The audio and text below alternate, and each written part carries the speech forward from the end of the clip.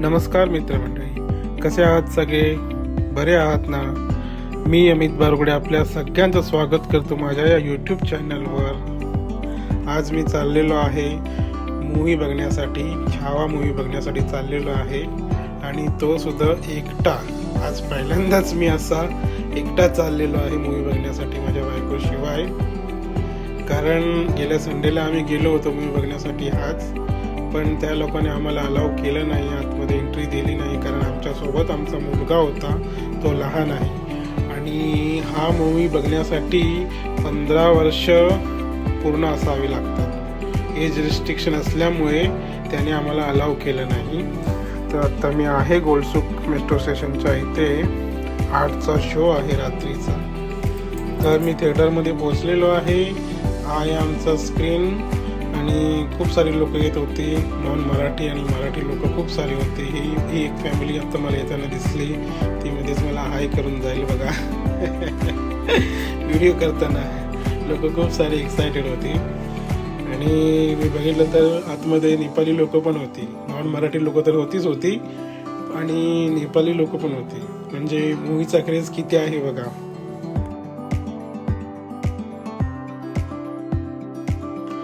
हा बाहेरचा पॅसेज आहे भला मोठा आणि ह्या थिएटरमध्ये आय थिंक 10 काहीतरी स्क्रीन आहेत. खूप मोठा सिनेमा हॉल आहे हा. इथे बाहेर पॅसेजमध्ये लोक जे मूवी बघायला आलेले आहेत ते पोस्टर समोर फोटो सेशन करत आहेत. मला करायला नाही भेटलं कारण मी एकटा होतो. बायको आली असती तर मीही केलं असतं पोस्टर समोर. तरी मी छोटा मोठा व्हिडिओ बनवलाय पोस्टर समोर माझा, तो तुम्हाला पुढे दिसेलच. आणि मूवी सुरू झाल्यावर मी तुम्हाला या मूवीबद्दल रिव्ह्यू करेन, थोडंफार बघेन कसा झाला, कसा बनवला ते बोलेन. तर तुम्ही माझ्या या चॅनलला सबस्क्राईब करा, लाईक करा, शेअर करा आणि हो बेल आयकन पण दाबा. तर तुम्हाला ते नवीन अपडेट मिळत राहतील आमच्याकडचे.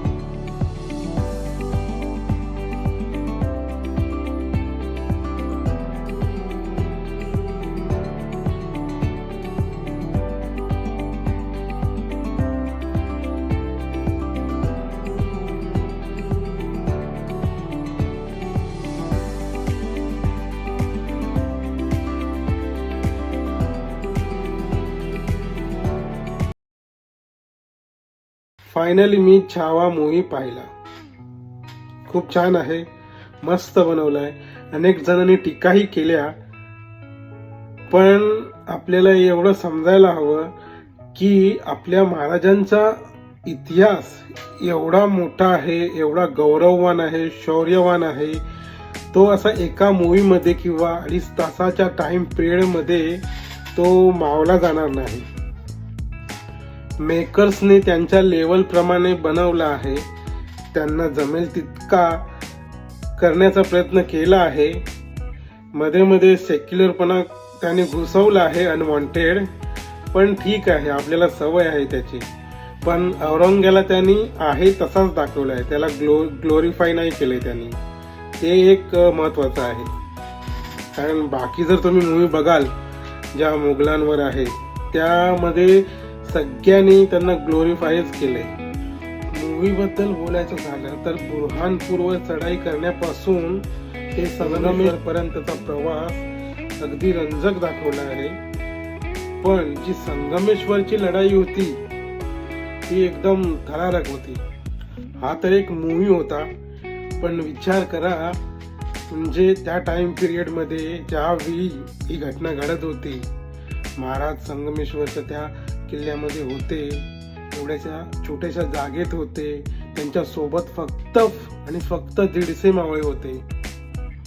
आणि जेव्हा त्यांच्यावरती म्हणजे ते मुघल चालून येतात 5,000ची फौज आणि त्या 5,000च्या फौजेसोबत फक्त आपले 150 मावळे होते आणि आपले राजे.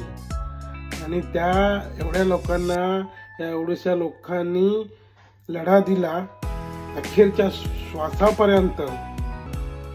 आणि इतकी जागा छोटी, त्याच्यामध्ये पण लढायचं, ते एकदम ह्या लोकांनी एकदम मस्त चित्र केलं होतं. पण आपण जर त्या टाइम पिरियडचा आपण विचार केला की त्यावेळी 150 माव्याने अगदी कशी काय झुंज दिली असेल त्या 5,000 लोकांना, ते बघण्यासारखं आहे.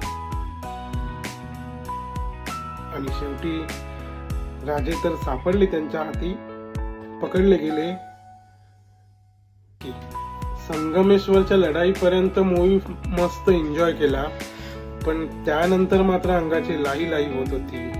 ज्यावेळेस राजे पकडले गेले त्यानंतर त्यांना त्या जंजीरमध्ये पकडून ते ओढत आणत नेत होते. आणि तिकडे नेल्यानंतर त्यांच्या सोबत जे वर्तन त्यांनी केलंय, नख, डोळे,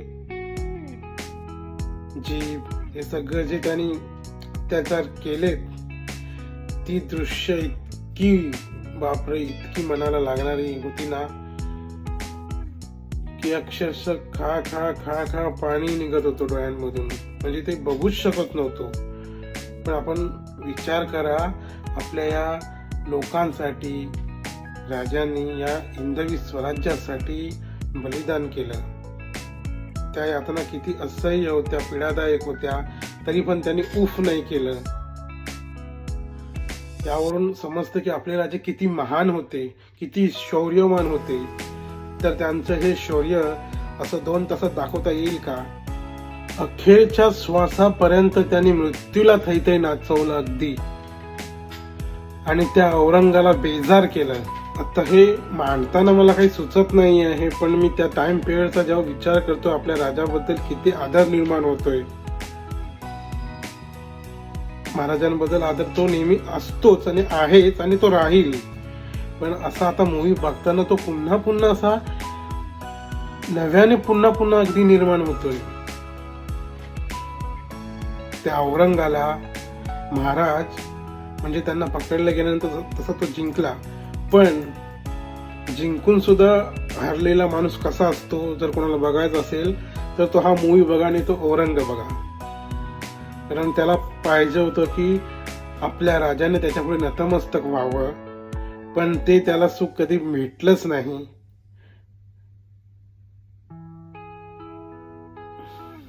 कारण आपल्या राजाने हसत मृत्यू पत्करला आणि त्याच्या समोर नतमस्तक झाले नाही. याचाच अर्थ की संभाजी महाराज, छत्रपती संभाजी महाराज हे खरंच खूप म्हणजे खूप महान होते. आणि आपले छत्रपती शिवाजी महाराज तर होतेच होते, त्यांच्याबद्दल तर काही डाऊटच नाही. आणि पुढे आपले राजाराम महाराज पण तसेच होते असणार नक्कीच. त्यांच्याबद्दल तर आपल्याला अजून माहित नाही आहे. म्हणजे आपण किती मागासलेले आहोत की आपल्याला आपल्या राजांबद्दल काही माहिती नाही आहे. या 2 प्रमुख राजांबद्दल आपल्याला थोडंफार तरी माहित आहे, पण छत्रपती राजाराम राजे आणि शाहू महाराज यांच्याबद्दल फार कमी माहिती अवेलेबल आहे. पण एनिवे, आपण आपल्या आता या मूवी बद्दल बोलतोय. तर ओव्हरऑल मूवी खूप चांगला बनवला आहे, बघण्यायोग्य आहे. आणखीन चांगला करता आला असता, पण त्यांच्याकडे लिमिटेड टाइम असल्यामुळे त्यांना ते फक्त फटाफट करायचं असतं. आणि ऍक्टिंग बद्दल बोलायचं झालं तर विकी कौशलने तर कमालच केले, खूपच सुंदर काम केलंय.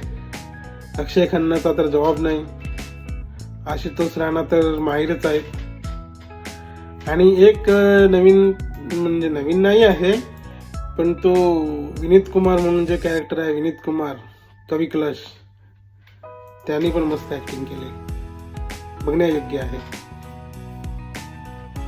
ओव्हरऑल मस्त होतं, चांगला आहे मूवी, सगळ्यांनी बघण्यासारखा आहे. थोडंफार जे सेक्युलर पण आणला आहे मूवीमध्ये अनवॉन्टेड, तो वगळला तर चांगला मूवी आहे.